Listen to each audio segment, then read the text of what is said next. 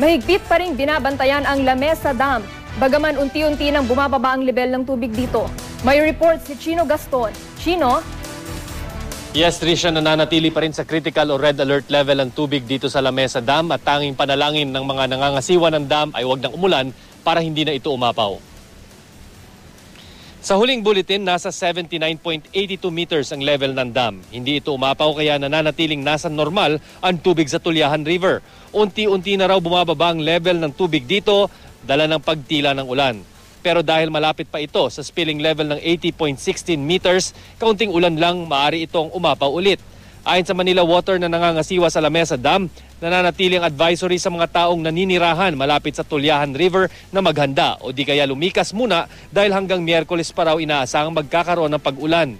Pero hanggang ngayon wala pa rin tayong namamataan na nagsisilikas dito sa North Fairview at mga mabababang lugar sa tabi ng Tulyahan River.